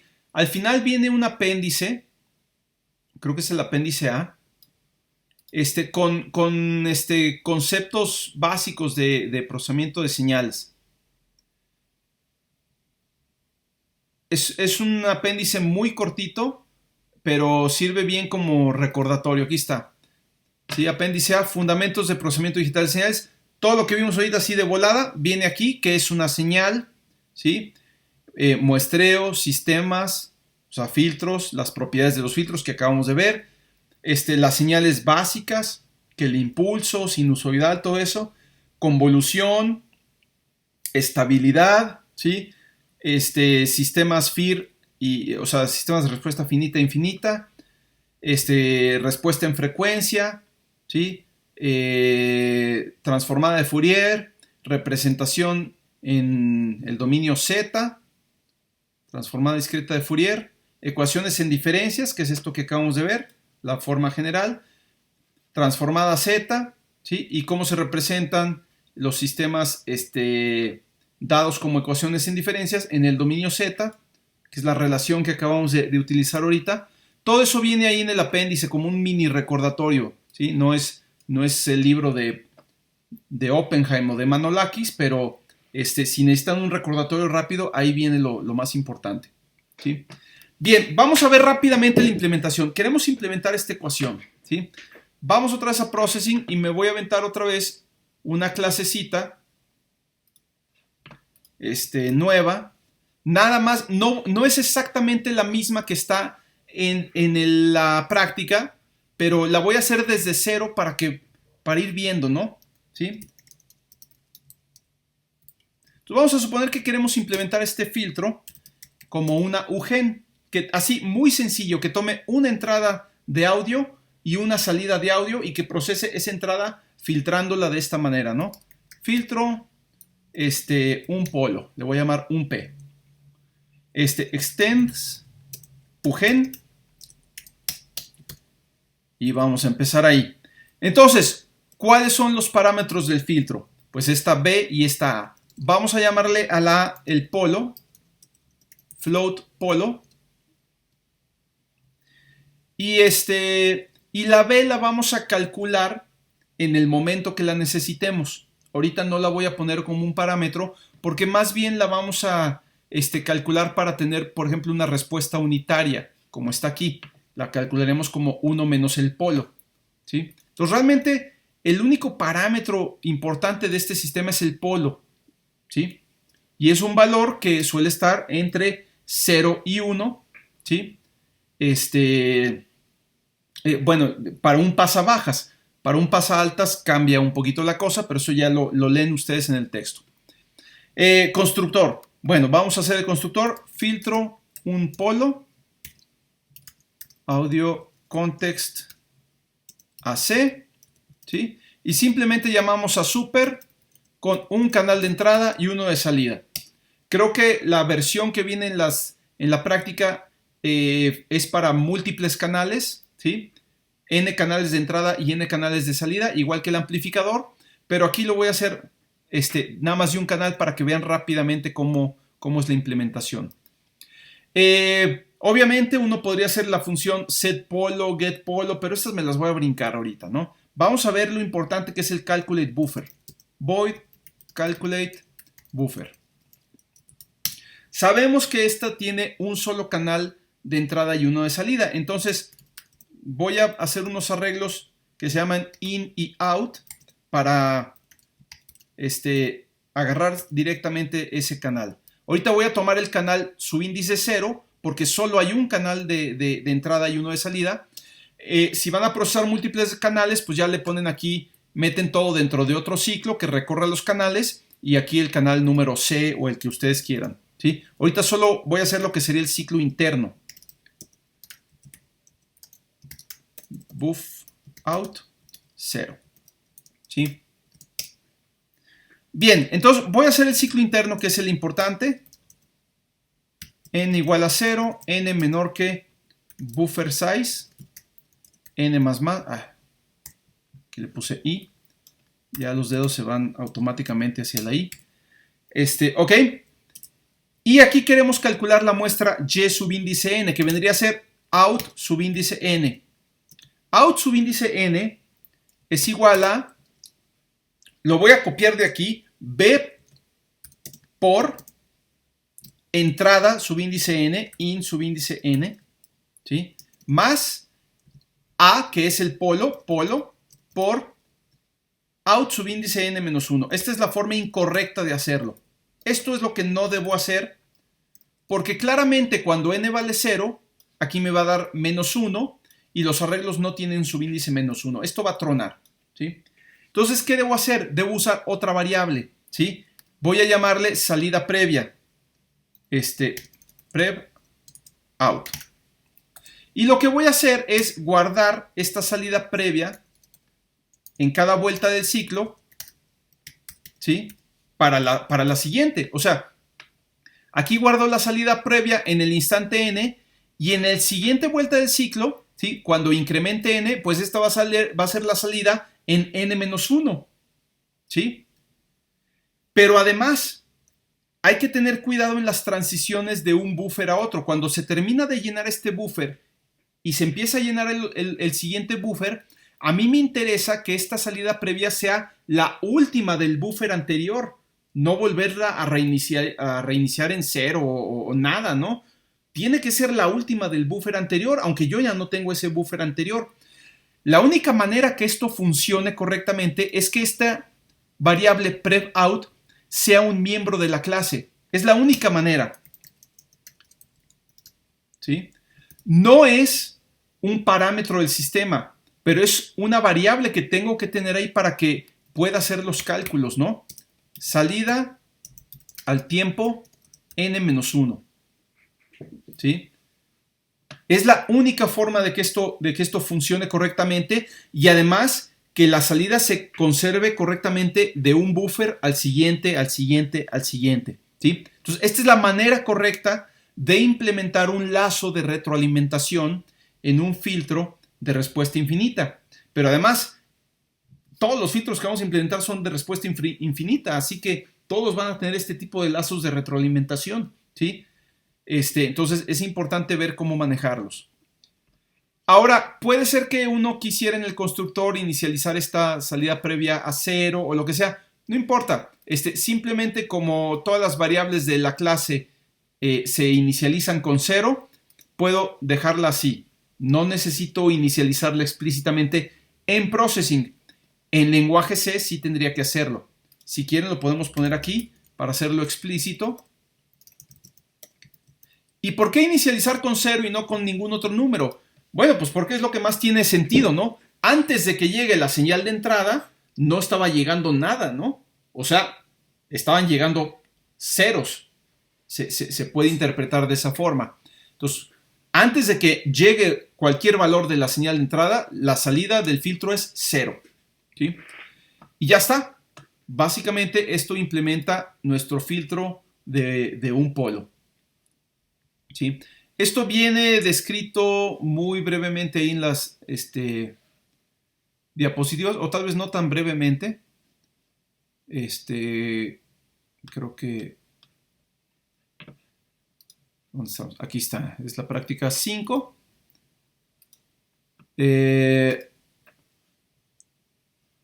Y aquí está la implementación en bits. En bits, en la implementación de la... que viene en el texto, ¿no? En las prácticas, ¿no? Aquí está hecho para considerar que el filtro procesa múltiples canales simultáneamente y entonces para cada canal se requiere conservar la salida anterior o la salida previa de ese canal. Y entonces si tenemos múltiples canales necesitamos tener múltiples salidas previas, una para cada canal, y es por eso que tenemos un arreglo con las salidas anteriores. Aquí realmente está declarado como protegido, pero bueno, en Processing todo se vuelve público. Processing reemplaza todo eso con público, entonces da lo mismo. Se inicializa el arreglo en el constructor, o sea, se crea el arreglo, automáticamente esto inicializa todos los valores anteriores a 0, y ya está, ¿no? Y el ciclo es exactamente, el ciclo interno es exactamente el mismo, ¿no? ¿Sí? La salida I es, bueno, aquí se volteó, B por la entrada I más A, que es el polo, por la salida anterior, ¿sí? Volteé yo la suma. Ahora, ¿esta B de dónde la saco? Bueno, pues aquí la puedo declarar, ¿sí? Yo decía que para tener un filtro con una respuesta máxima unitaria, la salida tendría que ser 1 menos el polo, ¿sí? Respuesta máxima unitaria, ¿sí? Esto quiere decir que ninguna frecuencia va a tener una ganancia mayor que 1, ¿sí? Y esto me asegura la estabilidad del filtro, ¿sí? Déjenme rápidamente mostrarles cómo suena esto y ya con eso terminamos. Creo que aquí tengo el sketch. Este es el que está implementado en la práctica.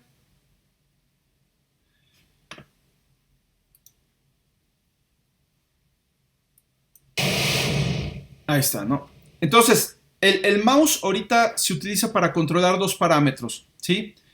Después del filtro, la salida del filtro la paso por un amplificador para tener un control del volumen total, ¿sí?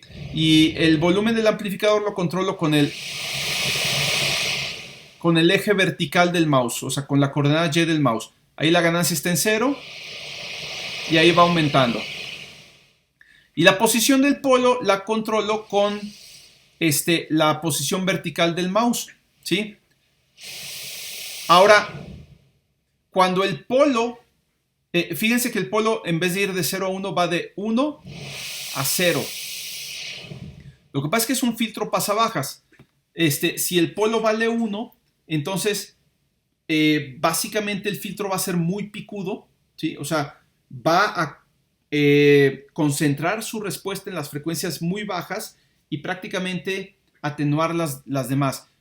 Fíjense, esta es la señal de ruido normal, con el filtro completamente abierto, es decir, deja pasar todo. El polo está casi en 0. Como el polo está casi en 0, déjenme regresarme aquí.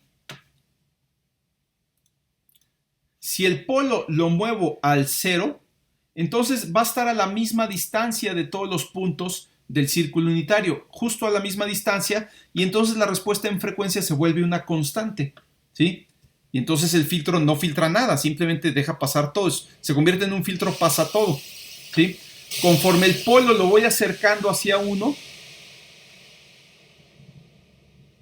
el filtro cada vez atenúa frecuencias más altas. Esto lo puedo escuchar en el sentido de que los sonidos más agudos empiezan a desaparecer, la parte aguda del ruido empieza a desaparecer, y también lo puedo ver visualmente como la señal ya empieza a variar de forma más lenta, ya no tiene variaciones rápidas, ¿sí? Vamos a aumentar la ganancia aquí del amplificador. Y ahí veo ya solamente variaciones lentas.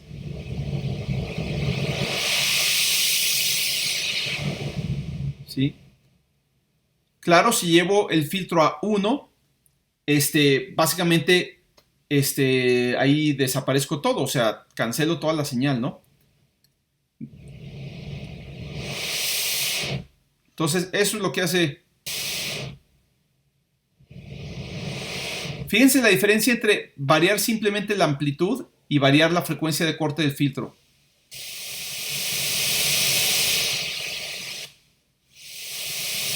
Esto es la amplitud.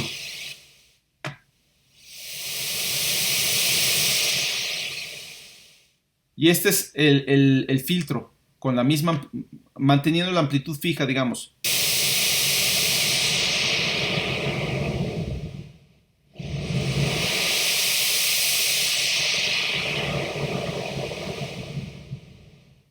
¿Sí? Entonces la idea es que ustedes escuchen los cambios espectrales, cómo se desaparecen las frecuencias altas, se empiezan a crear las frecuencias bajas. Ahora, este filtro es muy fácil de convertir a un pasa altas. Ahí viene en la práctica cómo hacerlo. Y de hecho aquí el ejemplo permite hacerlo dándole clic. Ahí es un pasa altas. Fíjense cómo ahí se quedan nada más las frecuencias más altas. O sea, cambios muy abruptos, ¿sí?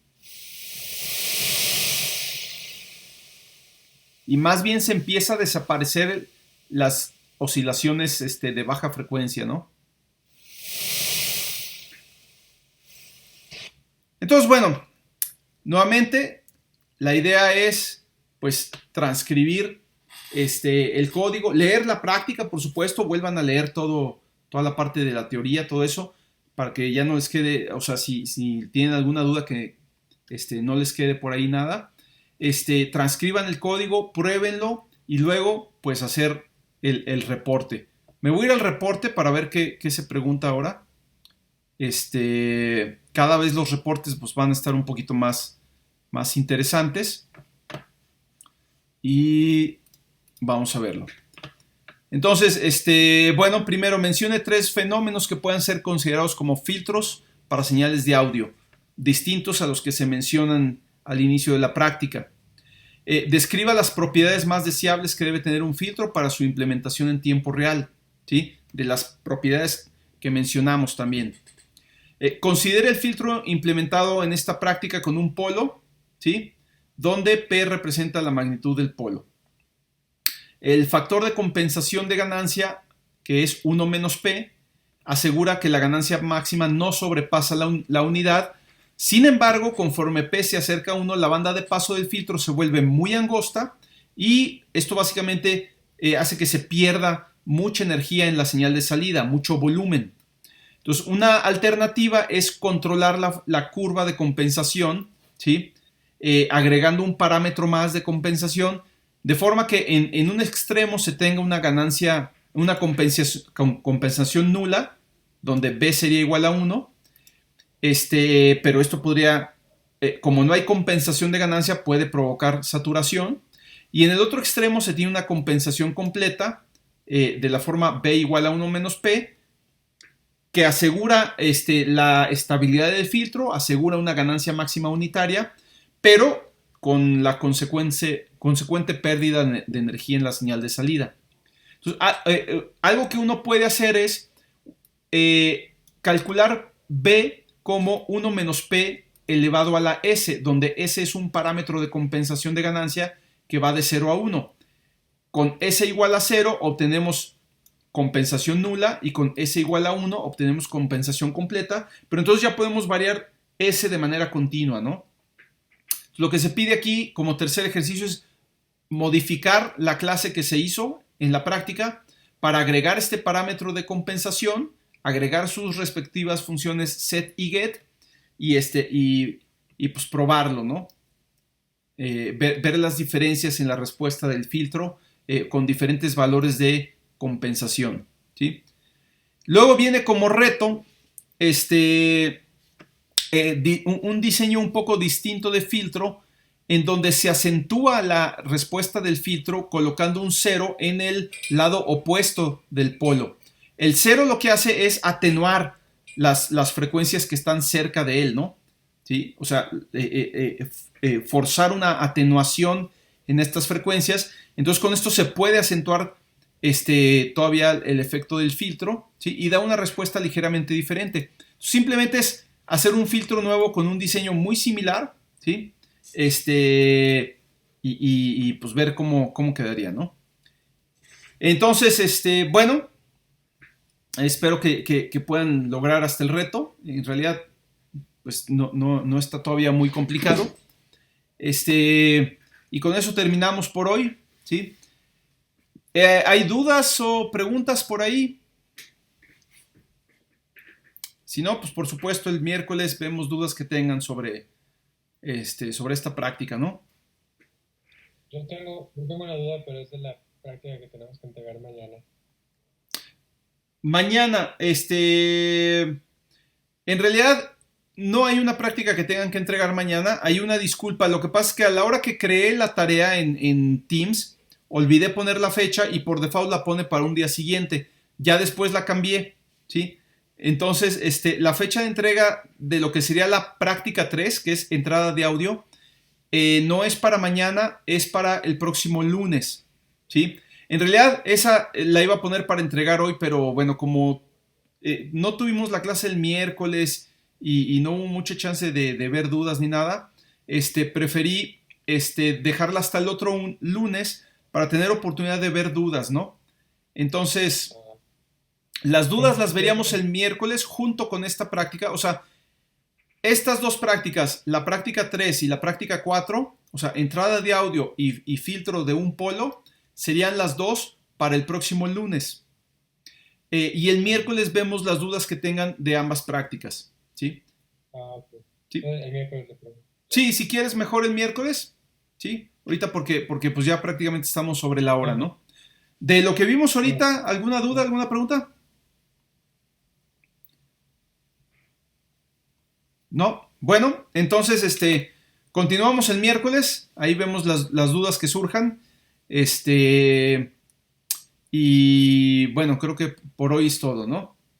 De rato subo el video y aparece por ahí en YouTube. ¿Ok? Si no hay dudas, pues entonces nos vemos el miércoles. Gracias. Sí. Vale, Gracias. gracias. Ok. Hasta luego. Gracias. Hasta luego. Hasta luego, profe.